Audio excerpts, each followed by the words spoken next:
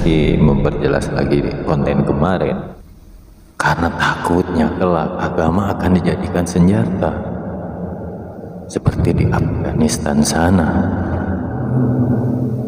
dikait-kaitkan dengan akhir zaman tentang Dajjal. Ketika datang seorang pemimpin yang disebutnya nanti Imam Mahdi, akan banyak orang yang percaya karena di sini mayoritas Muslim. Saya menjelaskan kenapa saya membahas Al-Kahfi ayat 1 sampai 110. Saya bahas itu untuk apa? Itu kita agar kita tahu seperti apa kita bernegara.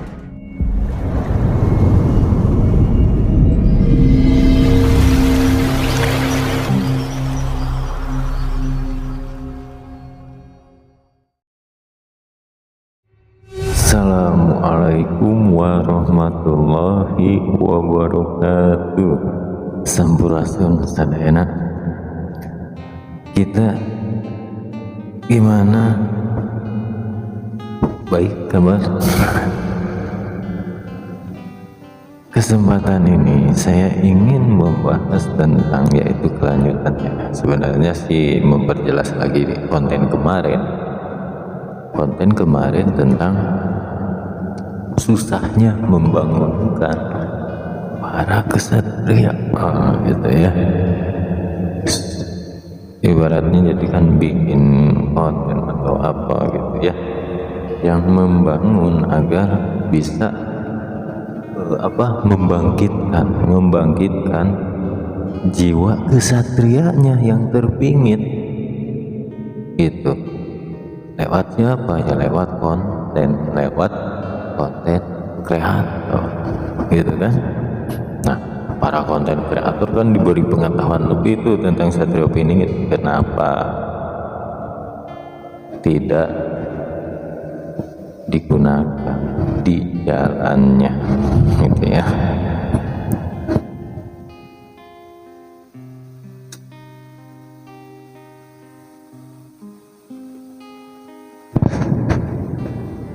Jadi saya ingin membahas itu, maksudnya memperjelas lagi ya, kenapa saya mengajak itu.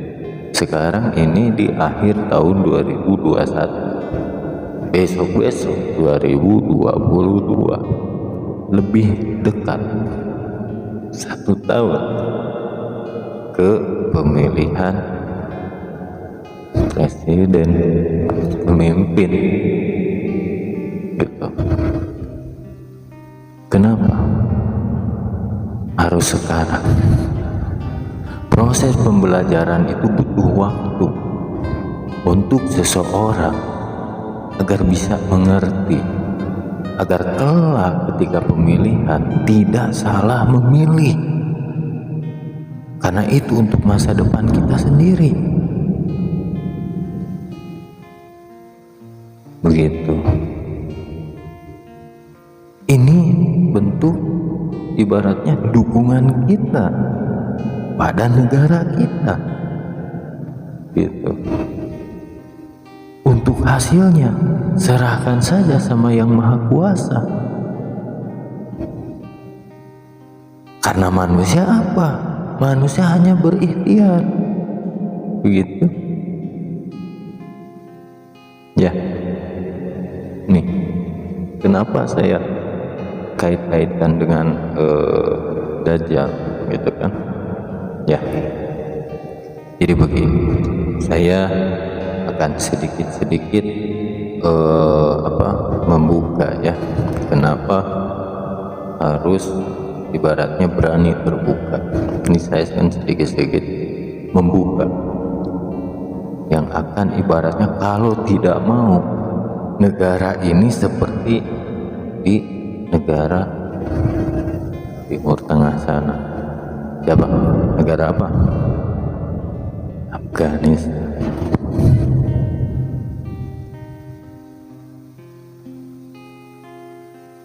ketika kita ingin membela negara ini, gitu ya,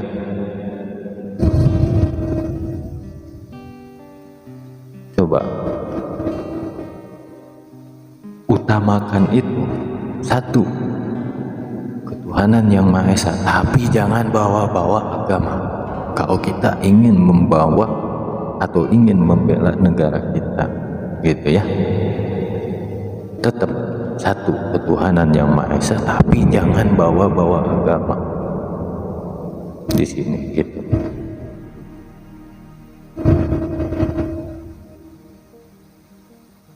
Karena takutnya kelak agama akan dijadikan senjata seperti di Afghanistan sana.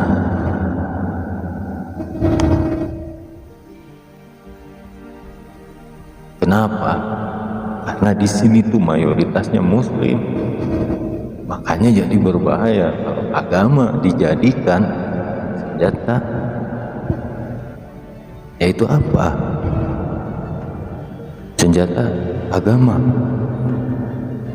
dikait-kaitkan dengan akhir zaman tentang Dajjal. Ketika datang seorang pemimpin yang disebutnya nanti Imam Mahdi, akan banyak orang yang percaya karena di sini mayoritas Muslim. Saya juga Muslim sama, tapi saya tidak mau diperbudak agama. Begitu ya.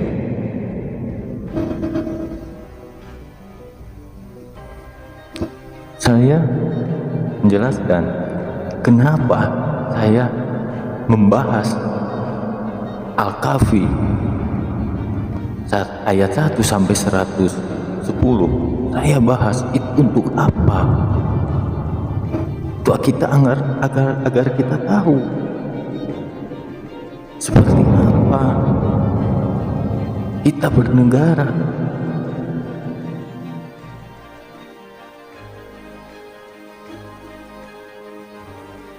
Begitu.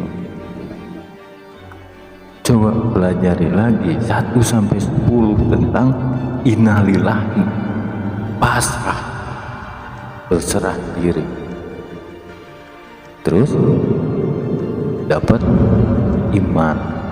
Tahu dari itu Al-Kahfi kita akan tahu orang-orang yang dibilang kan dalam hadis akhir zaman, Dajjal ciri-cirinya ada tulisan kafir di sini, gitu kan. Hanya orang-orang beriman katanya kan yang tahu kan begitu. Nah, kita kan ibaratnya harus mempelajari kita tuh beriman atau enggak, gitu kan.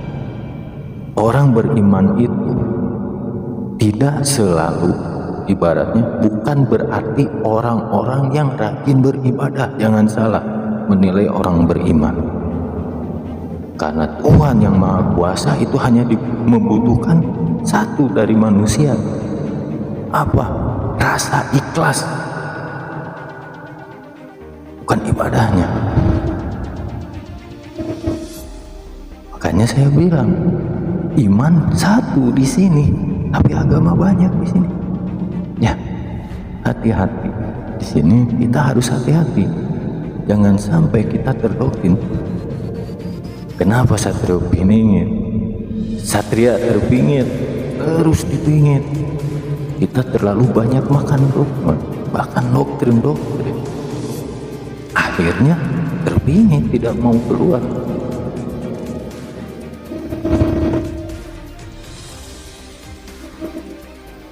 Coba saya mengajak lagi, mudah-mudahan ada konten kreator yang menonton video ini atau konten ini dan mau ibaratnya membangkitkan yang dibilang kesatria yang terpingin dalam dirinya masing-masing. Bangkitkan itu ketika ingin membangkitkan kesatria yang terpingin, belakangkan dulu agama, tapi tetap satu, Tuhan yang Maha Esa. Kenapa saya bilang begitu? kita harus yakin akan adanya Tuhan yang satu, bukan yakin pada agamanya.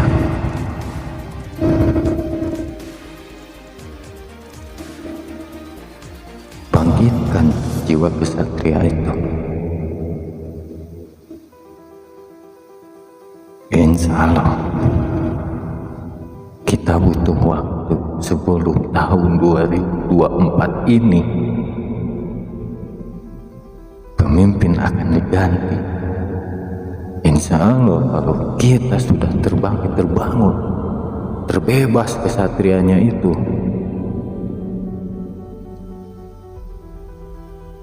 rasakan saja sendiri.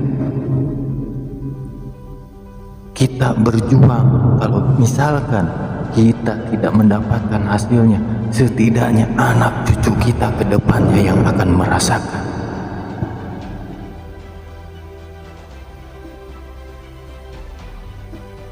Kita tidak merasakan, ibaratnya hasil kita sendiri, anak cucu kita yang akan merasakannya. Itu sebenarnya yang akan menjadi bekal. Bekal apa? Bekal kita ketika kita akan meninggal. Apa sebenarnya? Ya bekal untuk orang yang masih hidup. Anak cucu kita. Kalau kita berbuat sesuatu sekarang, anak cucu kita yang akan menikmati. Berbuat jelek, anak cucu kita yang akan menikmati. Berbuat baik, anak cucu kita yang menikmatinya. Begitu. Itu yang akan kita bawa. Ibaratnya hasil dari kehidupan ini apa? Harus bermanfaat bagi orang banyak.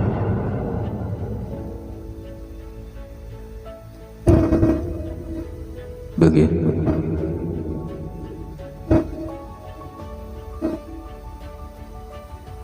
Nih, saya ke tokonya ya, yaitu tentang mempelajari, ibaratnya gini,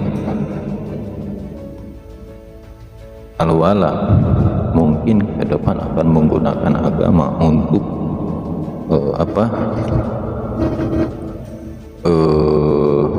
mengambil suara di pemilu kelak, gitu ya.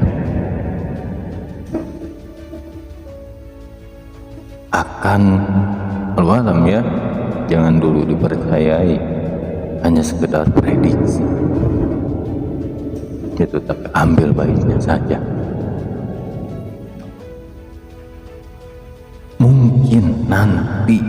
Mungkin nanti akan banyak yang dibilang isu-isu apa akhir zaman yang dipakainya.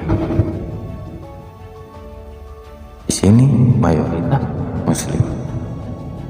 Di muslim ketika akhir zaman akan ada apa? Yang dibilang Imam Mahdi.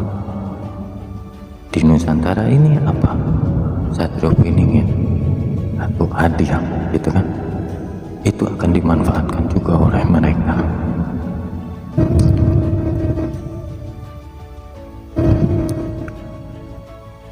Begitu.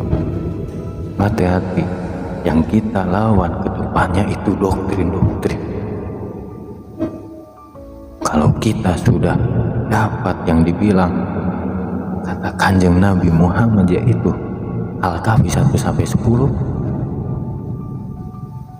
tentang innalillahi dan syahadat, juga mengetahui iman dalam diri kita, akan kelihatan mana orang-orang yang bertuliskan kafir, berpemikiran. Kenapa ditulis di sini itu pemikirannya, gitu. Berpemikiran. Saya kasih contoh lagi. Kita pakai logika. Ketika Dajjal datang, katanya ya, ada pemuda yang tidak mau mengakui Tuhannya akan digergaji. Betul? Begitu kan?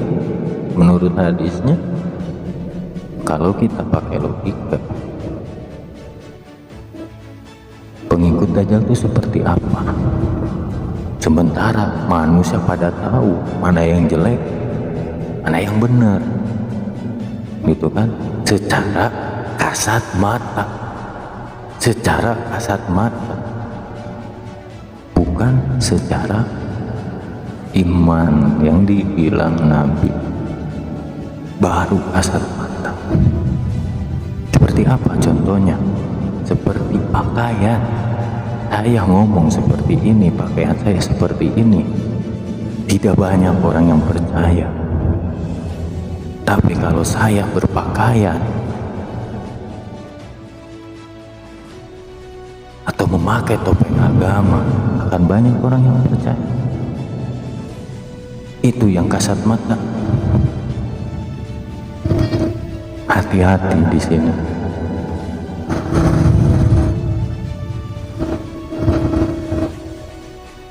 Karena ini sudah ada dalam Uga Wangsit Siliwangi yang dibilang apa? Pemimpin buta.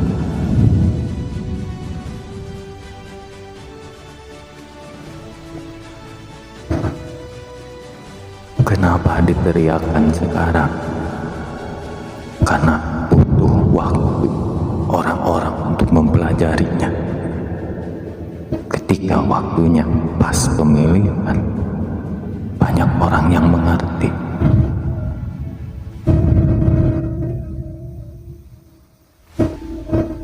Makanya kalau tidak sekarang mau kapan?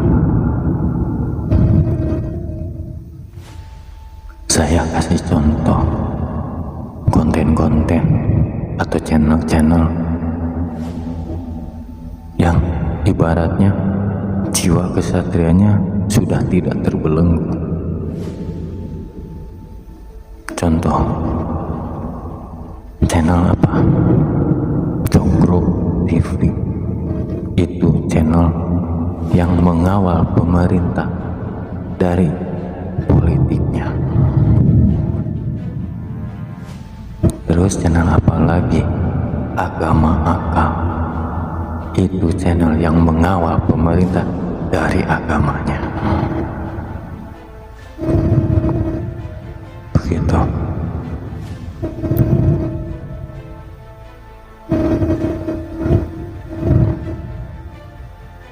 Kita bangga akan leluhur, tapi apa yang kita berikan untuk mereka?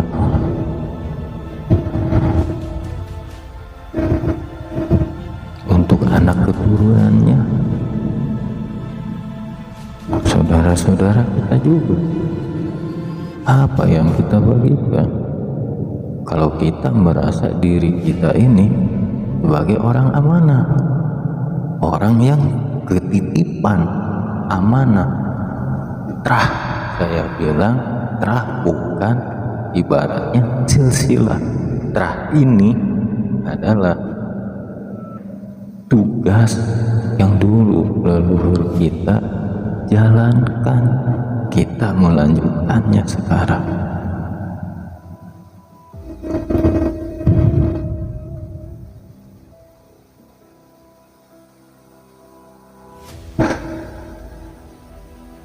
Itu terang. Makanya hati-hati ketika kita sedang ibaratnya ingin mencari kebenaran. Intinya satu saja, kita percaya Tuhan yang Maha Esa, sudah satu saja itu. Kesampingkan agama.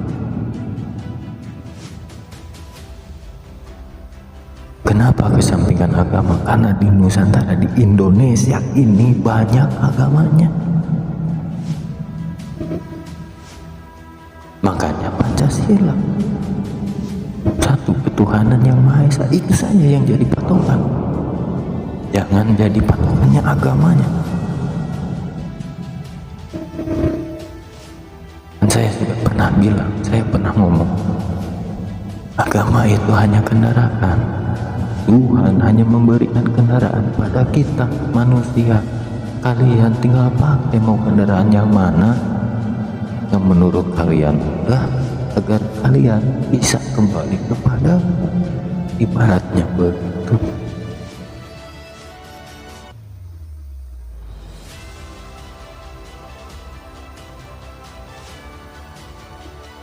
itu mudah-mudahan bisa dipelajari lagi ya. Isu akhir zaman akan terus sampai nanti, akan terus keluarkan isu akhir zaman ini, bukan kiamat ya. Isu akhir zaman, sebenarnya akhir zaman itu untuk kita sendiri pribadi manusia yang sudah lanjut usia, itu akhir zaman.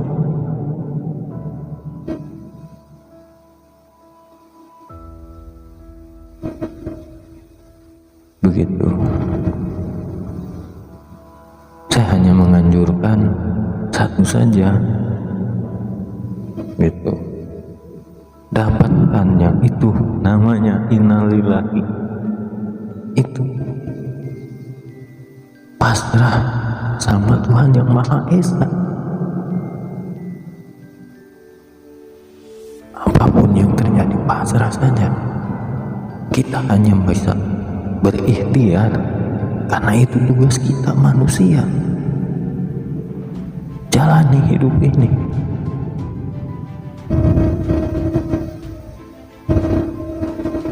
Begitu. Satu lagi ya, saya hanya ingin ibarat begini, yang tadi lanjutkan saya tentang Dajjal ya. Kenapa dalam hadis Dajjal itu ada anak muda yang tidak mau menganggap itu Tuhannya dan akhirnya digergaji gitu, menjadi belah dua, kemudian hidup lagi gitu ya. Nah di sini begini, itu ibaratnya hadis yang menceritakan yang harus kita pelajari isinya gitu ya. Isi dari hadis itu yaitu yang terimajinasikan oleh kita pelajari lagi. Yang terimajinasikan oleh kita itu clue-nya, itu petunjuknya. Kita pelajari lagi dari yang kita terimajinasikan dari hadis tersebut gitu. Terus kita lihat kehidupan di sekitar kita ya, ada pemahaman tentang Islam yang berbeda gitu kan, dianggap apa? Sesat.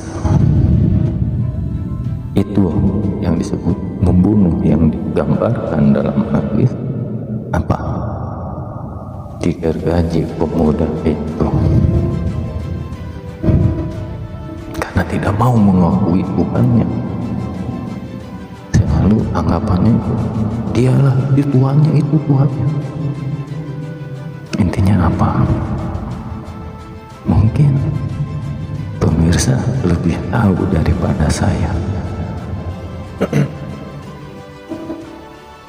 Begitu. Coba digali lagi. Sedikit-sedikit akan saya buka. Gitu ya. Sekian pembahasan kali ini. Wassalamualaikum warahmatullahi wabarakatuh.